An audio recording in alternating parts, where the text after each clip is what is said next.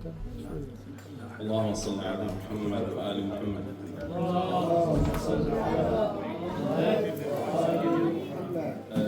The speech today is about clothing in the Quran.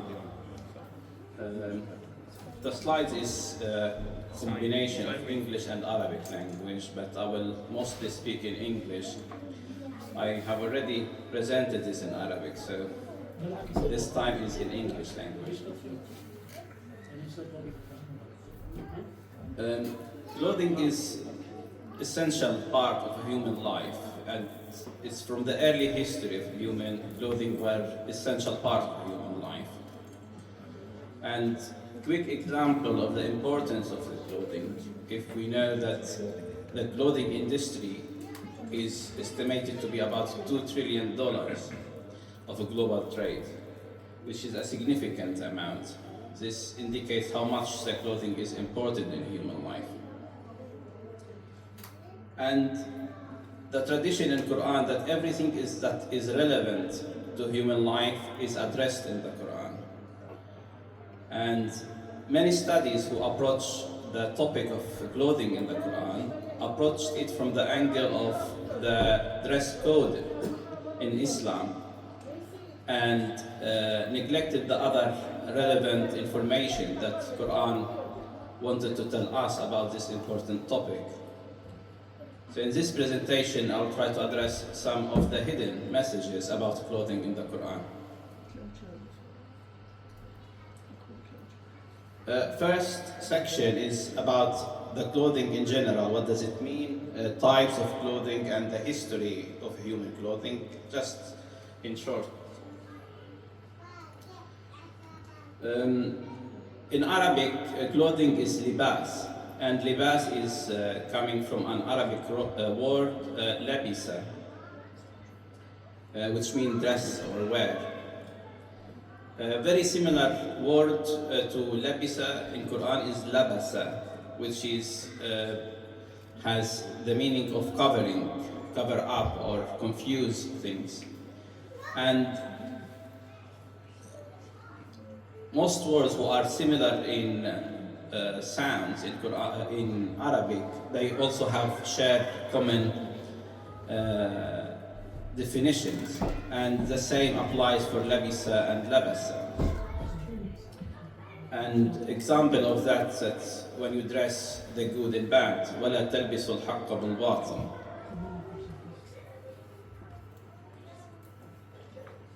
The two essential parts of clothing, we divide the clothing into two types. One is dress or clothes in general, and then adornment. Clothes are the dress,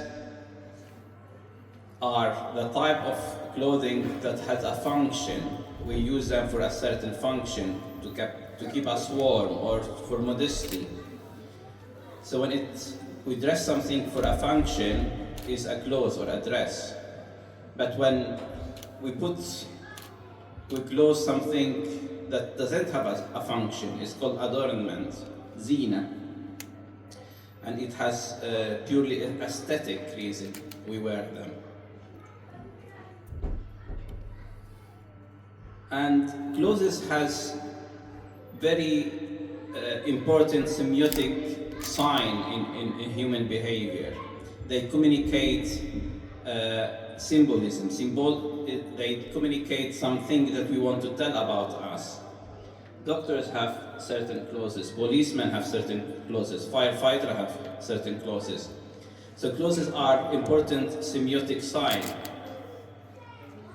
And they vary in history, in traditions, in cultures. So every culture has different clothes, and every period of history has different clothes. And we know this from the traditional clothes of every country and every culture. Asian, European, Arabs, African, every culture has own clothes. So clothes has communicate something to us, tell us something about that we want to tell the world about us. On the other hand, the adornment are related to want to have aesthetic addition to ourselves.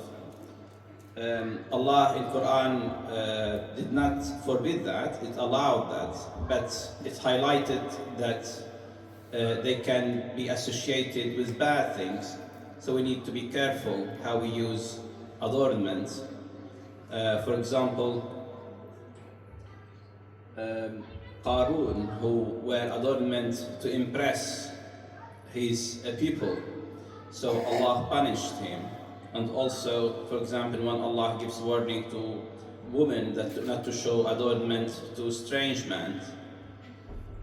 So in principle, adornments are allowed to be worn, but mu'min or Muslim has to be careful how to use them. And the history of clothing is very difficult to ascertain because clothes material usually disappear over time. But one interesting clothing that has been found of this Iceman, it's called Otzi, that has been covered in ice for 5,300 years. So his clothes were still almost intact. So we could have learned a lot about the prehistoric clothing or the early history of human clothing. Another method of studying the early presentation of clothes in human is the study of genetic type of mosses that are related, connected to the clothing, which is estimated to be more than 170 years old. So the clothing and human are very goes back in time for a very long time. And they evolved over time, of course. Prehistory clothes were very simplistic. Some plants or animal skin, as shown here. Then we have in Old Egypt, the clothing has evolved further, and in Roman era, then we have the Middle Age, and then we have the modern era. So clothing has evolved over the time and changed over the time. The next section is about what we could find about these topics in the Quran from the aspect of history of clothing, from the materials of clothing, and the art of making clothing. Does Quran address this, and how does it address this? Very simple method to understand the evolvement of clothing is when we look to the clothing of every prophet, because we know we can estimate when every prophet has lived. So when we look to the clothing of every prophet, we know, or the people, when the prophet lived, we can understand the clothing at this time.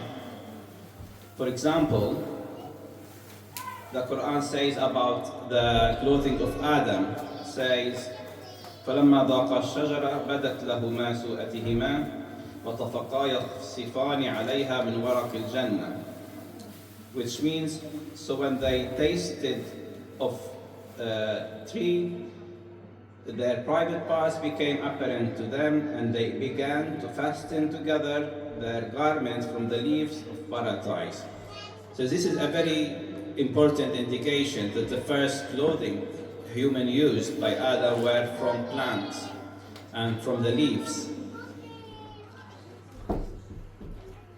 Next phase of evolvement of clothing we can see in the era of Prophet Noah, which we estimated that lived 3,000 to 4,000 years before Christ. An example of that, it says, فَاسْتَخْشَوْا ثِيَابَهُمْ. So cover themselves with their garments. So we have here that it is not plants and leaves anymore. It's very significant difference. It's a garment that can be covered up by it, which is a significant evolvement of clothing. Another phase of evolvement of clothing is the clothing that's being mentioned in Yusuf alayhi salam, Surah Yusuf alayhi salam. And Yusuf has lived between 1,500, 2,000 years before Christ. And the Surah of Yusuf has the dress of Yusuf in the Surah of Yusuf has very important role and significant role, because it is there in the beginning of the Surah, وَجَاءُوا عَلَى قَمِيصِهِ بِدَمٍ كَذِبٍ, and they brought his shirt covered with false blood. So the shirt is mentioned in the beginning of the Surah. Then it's mentioned in the middle, during the epic of the story of Yusuf, when it says وَاسْتَبَقَ الْبَابُ وَقَدَّتْ قَمِيصَهُ مِنْ دُبُرٍ, and they raised the door, and it was determined his shirt was from the back, torn from the back. So again, the shirt is mentioned significantly in the history, in the story, in the narrative of the surah. And if this is not enough, also it's mentioned at the end, at the closing of the chapter, when it says اذهبوا بقميصي هذا والقوه على وجه أبي يأتي بصيرا. At the end, when it asked his helper to take his shirt and use it to cure his father. So here we have the dress and the clothing plays a very important role in human life and the life of this particular prophet Yusuf alayhi salam. And interestingly, again, that this matches what we know about the evolvement of clothing from the archaeological findings, and the shirts were known to Egyptians at the period when the Prophet Yusuf alayhi salam lived. And interestingly, one is still can be found in the museum, which is estimated to be found from 3,000 years before Christ. And the significant difference in this evolvement of clothing, the sleeves and the neck thread is different to the garment that has been used before, which is just a cover-up. Now we have a very sophisticated evolvement of the clothing. Another evolvement of the clothing in the Quran is the clothing of Prophet Musa alayhi salam, where we are introduced to another element of clothing, which is shoes. It says, take your shoes off. فَاخْلَعْ نَعْلَيْكَ. And also another element of clothing, it says, وَادْخُلْ يَدَكَ فِي جَيْبِكَ, and put your hand into your pocket. So we have a two next evolvement of clothing. We have the shoes are introduced, and we have the pockets concept are introduced. Again, in the next prophet life, Prophet David, which is estimated has lived 500 to 1,000 before Christ. It says, وَعَلَّمْنَاهُ صِنْعَةَ لُبُوسٍ لَكُمْ لِتُحَصِّنْكُمْ مِنْ بَأْسِكُمْ فَهَلْ أَنْتُمْ شَاكِرُونَ. And we taught him making clothes for you to protect you from your wrath. So, is it you are all thankful? Here we have a next phase of evolvement in clothing concept and use and function, which is the protection in the war. So armor industry, which is very important element of human life, has been also introduced. The concept has been introduced in the Quran from the life of David alayhi salam. And also in the age of son of David, Sulaiman alayhi salam, when it says قِيلَ لَهَا ادْخُلِي الصَّرْحَ فَلَمَّا رَأَتْهُ حَسَبَتْهُ لُجَّةً وَكَشَفَتْ عَنْ سَاقَيْهَا. So was told to come in the palace. So when she saw it, she thought it was a deep sea, and she uncovered her legs, which indicates that her clothing were tall and covering her legs. Again, there is indirect reference to the clothing at this period. And here again we have example from archaeological findings of shoes at the age of Nabi Musa alayhi salam. The last evolvement in clothes are introduced when Quran speaks about the clothing at the age of Nabi Muhammad sallallahu alayhi wa alihi wa sallam.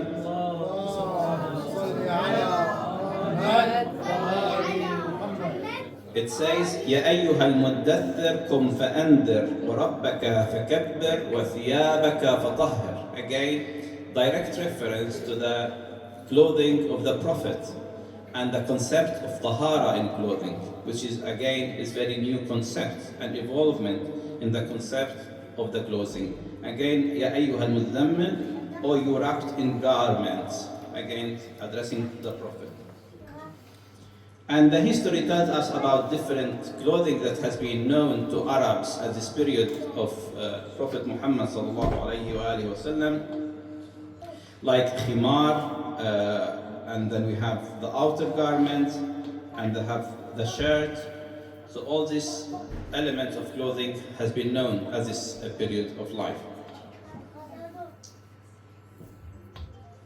And Quran here brings us to the epic of the clothing, where it asks Muslims and believers to use clothes to communicate something about them. First, it tells them to use clothes to indicate their modesty. And this is clear from the ayat of hijab, verses about the behavior and clothing of chastity. In Surah An-Nur, for example, it says, وَالْقَوَاعِدَ مِنَ النِّسَاءِ اللَّاتِي لَا يَرْجُونَ نِكَاحًا فَلَيْسَ عَلَيْهُنَّ جُنَاحٌ أَنْ يَضَعْنَ ثِيَابَهُنَّ غَيْرَ مُتَبَرِّجَاتٍ بِزِينَةٍ وَإِنْ يَسْتَعْفِفْنَ خَيْرٌ لَهُمْ. So it indicates that the clothing here are a method of expression of chastity. And another element of that the clothing communicate is that they are used to declare identity. For example, in Surah Al-Ahzab, it says, يَا أَيُّهَا النَّبِيُّ قُلْ لِأَزْوَاجِكَ وَبَنَاتِكَ وَنِسَاءَ الْمُؤْمِنِينَ يُدْنِينَ عَلَيْهِنَّ مِنْ جَلَابِيبِهِنَّ ذَلِكَ أَدْنَى أَنْ يُعْرَفْنَ فَلَا يُؤْذَيْنَ. So, Prophet, tell your wives and your daughters and the women of the believer to bring down over themselves of their outer garment that is more suitable, that they will be known. So the garment here is used as a declaration of identity. And this is what we have mentioned in the beginning, that as clothing are a semiotic, a symbol, that we communicate something about ourselves. And that's what Islam wants from us, and the Quran teaches us about the clothing. That use it for modesty and use it for declaration of identity. And there is no one way to express that. Every culture, again, every period of history has different clothing. In Indonesia, in Lebanon, in Afghanistan, every culture has own clothing to express these two elements. But the principle is the same, is the modesty, the chastity, and the identity.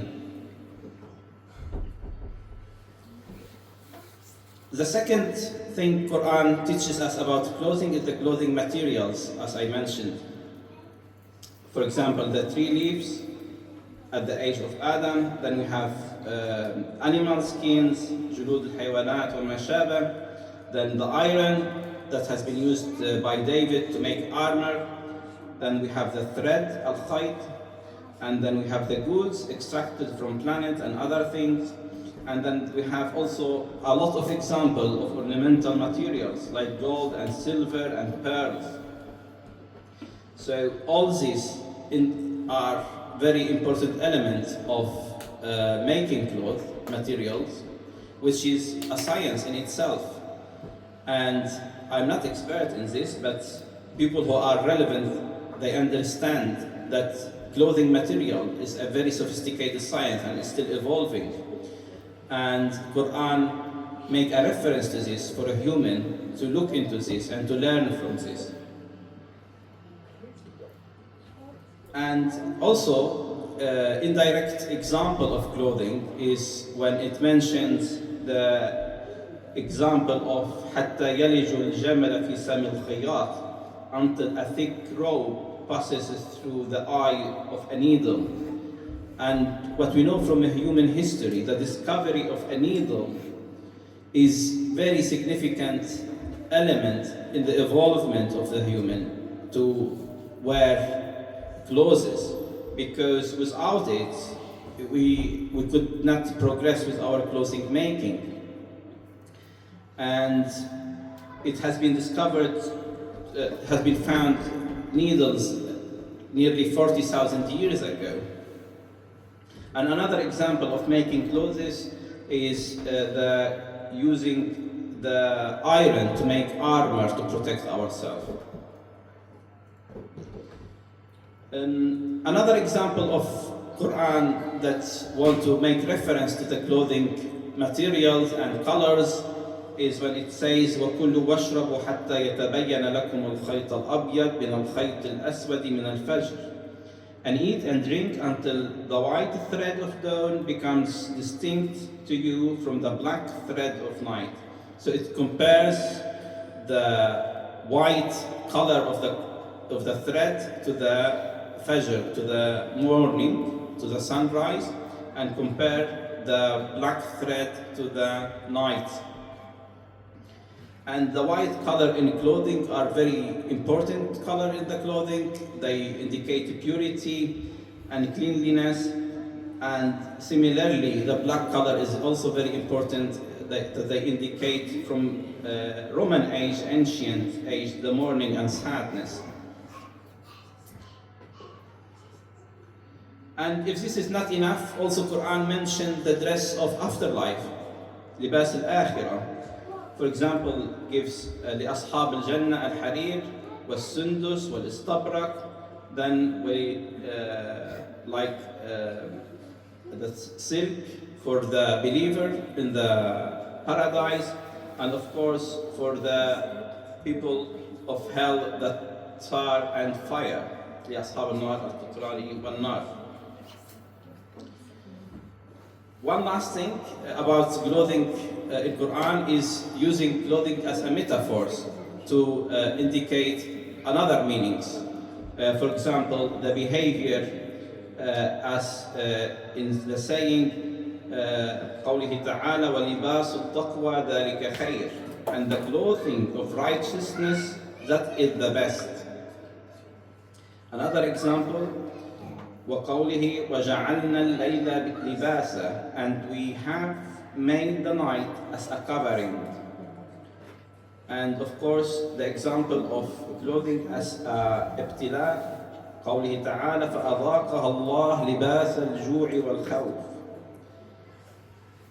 So God made them taste the garment of hunger and fear. And the last example is الستر المعنوي كما في قوله تعالى هن لباس لكم وأنتم لباس لهن. They are clothing for you and you are clothing for them. So as you can see, the clothing in Quran is much more than the dress code, and it deserves more research and more looking into it. And this is just an introduction to this topic. And I hope in future more of this can become to the light. Assalamu alaikum wa rahmatullahi wa